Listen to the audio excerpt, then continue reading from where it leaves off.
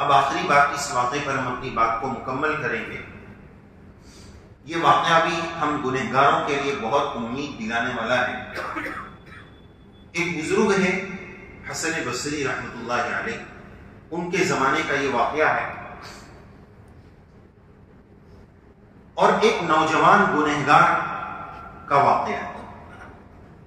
اس نوجوان کے ماں باپ جو تھے، والد جو تھے، وہ اس کی کم عمری میں فوت ہو گئے اور باپ کو اللہ نے بہت مال سے نوازا تھا. ہم سمجھ سکتے ہیں کہ اگر باپ مالدار ہو اور بچے کو بیٹھا مال مل جائے تو وہ کیا کرے. مال سے جو گناہ کمایا جا سکتا تھا بچے نے وہ سب گناہ. ہم مال بٹورتے رہیں، اللہ کے راہ میں نہ نکالے، کب دنیا سے جانا ہو جائے، ہماری اولاد اس پر عیاشی آوارگی کرے تو کیا فائدہ.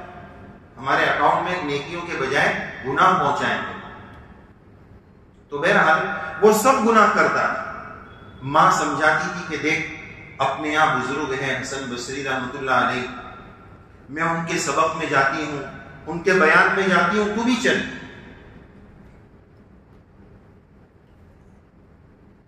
تو وہ کہتا تھا نہیں، نوجوان کہاں سے جائے. آج کی نوجوان پیڑھی، نیو جنریشن نصیحت کو برا سمجھتی ہے. سگی بیٹی سگی ماں کو بولتی ہے ممی میرے معاملے میں آپ انٹرفیئر مت کرو، آپ کیوں اتنا گیان دیتے ہو. آج کی اولادیں ماں باپ کو بول رہی. یاد رکھو جب بڑوں کی نصیحت بری لگنے لگ جائے تو سمجھ جانا دل نہیں ہے ادھر، پتھر کی سیٹ. میرا نوجوان گویا یوں بولتا ہے، ناصیحہ مت کر نصیحت، دل میرا گھبرائے ہے، میں اسے سمجھوں ہوں دشمن جو مجھے سمجھائے. سمجھانے والا جب برا لگنے لگے کہ یہ مولانا میرے کو ہی کیوں بول رہے، یہ حضرت مجھے ہی کیوں سمجھا رہے ہیں، میری ممی ہر وقت مجھے ہی کیوں بولتے ہیں، اس کو کیوں نہیں بولتے، جب یہ بات آ جائے تو سمجھ جاؤ نصیحت بری لگ رہی ہے. تو سمجھ جاؤ کہ دل میں کالا پن اتر رہا. مسجد میں بیٹھ کر دین کی بات سننا مشکل ہونے لگے، گھر پہ بیٹھ کر IPL کا میچ دیکھنا اچھا لگنے لگے. مسجد میں تراویح کے بیچ میں بیٹھ کر ہم نے جوانوں کو دیکھا ہے IPL میچ کے اسکور دیکھے. کہاں ہمارا نوجوان جا رہا ہے؟ اللہ کو کیا جواب دے. رمضان، تراویح، اللہ کے کلام کی رحمت برس رہی ہے، اور یہ نحوست مسجد میں ہنسنے کی بات نہیں ہے. میرے جوان آپ بتائیں صحیح ہے کہ ہمارے نوجوان کہاں جا رہے ہیں؟ کون ان کو سمجھائے؟ کیا ماں باپ کی ذمہ داری نہیں؟ یہ ذمہ داری ماں باپ کم عمری میں بچوں پر پکڑ کریں. بچپن میں تو ہم لوگ کیا بولتے ہیں ابھی بڑا ہوگا تو ٹھیک ہو جائے گا، پھر لیٹ گو کریں. ایک وقت آیا کہ وہ ہاتھ سے نکلتے ہیں. اب بولتے ہیں مولانا کچھ دم درود کر دو. ایسے دم سے تھوڑی ہوگا. اللہ کی قدرت سب کرنے پر قادر ہے، دنیا دارالاسباب ہے، کوشش کرنی پڑے گی. بہرحال وہ بچہ ماننے کو تیار نہیں. یہاں تک کہ ایسے گناہ اس نے کر لیے کہ اس گناہ کی لت نے اس کو موت کی طرف ڈھکیل دیا، مرنے کے قریب ہو گیا. اماں بولتی ہے چل اب تو حضرت کے پاس چل، معافی مانگ لے تو. نہیں، مال کا گناہ کا نشہ چڑھا ہوا ہے، شراب کباب کا نشہ چڑھا ہوا ہے، شباب کا نشہ چڑھا ہوا ہے. بولتا ہے نہیں. ایک وقت وہ ایسا آیا کہ اس کو بھی پتا چل گیا کہ اب میں چند دن کا مہمان. اب بولتا ہے اماں حضرت کے پاس مجھے چلنا ہے. نہیں، حضرت سے آپ مجھے توبہ کرا دو، لیکن میری اس وقت کی کنڈیشن یہ کہ میں حضرت کے پاس چل نہیں سکتا ہوں، اتنا بیمار ہوں، بستر پکڑ لیا ہوں. اب حضرت کے پاس میں چل نہیں سکتا ہوں، حضرت کو بلا کر لاؤ کہ وہ مجھے توبہ کرا دو. ماں کی مامتا بڑی چیز ہے.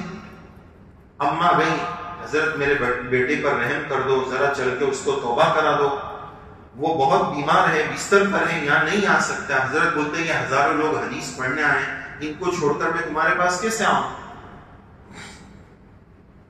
نہیں آئے. حضرت نے منع کر دیا. ماں ادھر واپس آ کر بولتی ہے تیری قسمت کی بربادی، حضرت نے منع کر دیا. اب چند دنوں کا نہیں، چند منٹوں کا وہ مہمان ہو گیا. دل کے کانوں سے آگے کی بات سنیے.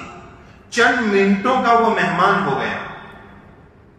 آخری منٹوں میں اس نے اپنی ماں کو 2 بات بولی اور اپنے اللہ کو 1 بات بولی. تینوں باتیں بہت دھیان سے سنیے. اپنی ماں کو وہ یہ بولتا ہے، اماں جان میں چند منٹوں کا مہمان ہوں، مجھے سمجھ میں آتا ہے، جانے والا ہوں، جانے سے پہلے میری 2 وصیت سن لو اماں۔ پہلی بات یہ کہ اماں میں جتنا گنہگار ہوں وہ آپ کو بھی نہیں پتا ہے، میں جانتا ہوں میں نے کیا کیا کیا ہے۔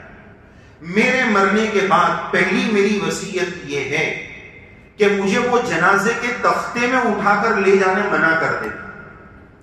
کرنا یہ کہ ایک رسی لانا، میرے گلے میں رسی باندھنا اور مجھے گھسیٹ کر لے کر جانا، تاکہ دنیا کو پتا چل سکے کہ اللہ کے نافرمان کا اینڈ اور انجام یہ ہوتا ہے، تاکہ کوئی اللہ کا نافرمان نہ بنے۔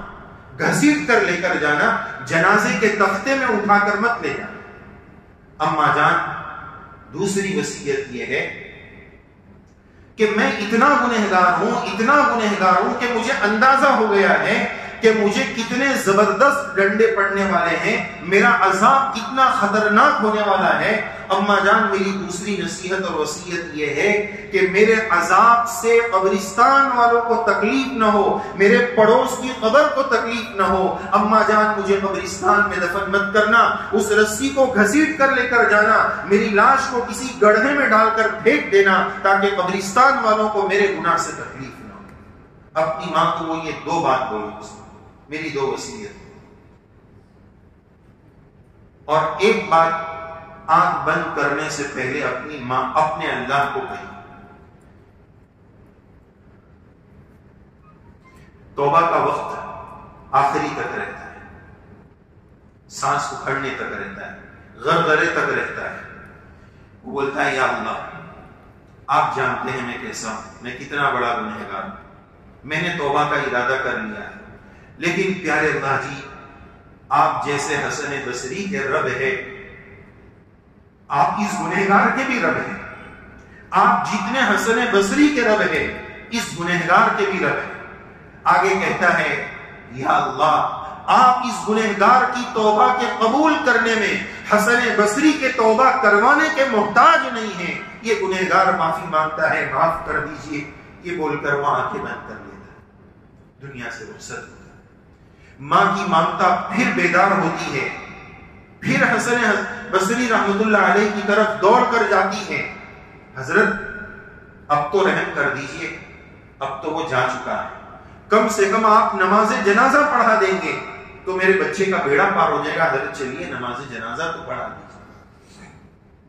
حضرت فرماتے نہیں، آپ کے بچے نے زندگی میں کبھی نماز نہیں پڑھی، میں اس کی نماز کیسے پڑھوں؟ حضرت نے منع کر دیا۔ ماں واپس آتی ہے، دوستوں کو بولتی ہے تم لوگ نماز پڑھا دو، پڑھ لو، جو کرنا ہے کر لو۔ اسی اثنا میں اماں جان کے دروازے پر کھٹکھٹاہٹ کی آواز آتی ہے، دروازہ کھولنے کے بعد حسن بصری رحمت اللہ علیہ نظر آتے ہیں۔ ماں بولتی ہے حضرت آپ ہمارے دروازے پر کیسے؟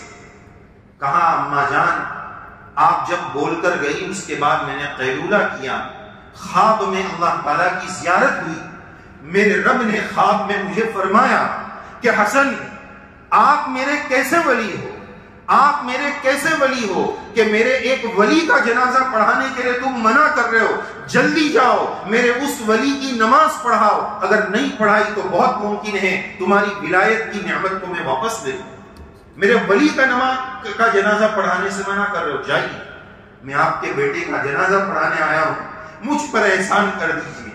اللہ کی عطا تو دیکھیے، معاف کرنے پر آئے تو کس طرح معاف کرتا ہے۔ لہذا آج کی رات کو ہمیں اپنے گناہوں کو یاد کرنا ہے، اپنے ملک کی حالات کو سوچنا ہے، ہمارا ایمان کتنا داؤ پر لگا ہوا ہے، ہم اپنے پیسوں کی عیاشی میں اتنے مست ہیں کہ ایمان کے خطرے کا کوئی احساس ہی نہیں۔ اللہ تعالیٰ ہمیں وہ شعور نصیب فرمائے، وہ احساس نصیب فرمائے کہ ہم بھی دنیا سے سچی توبہ کے ساتھ جائیں، استغفار کے ساتھ جائیں۔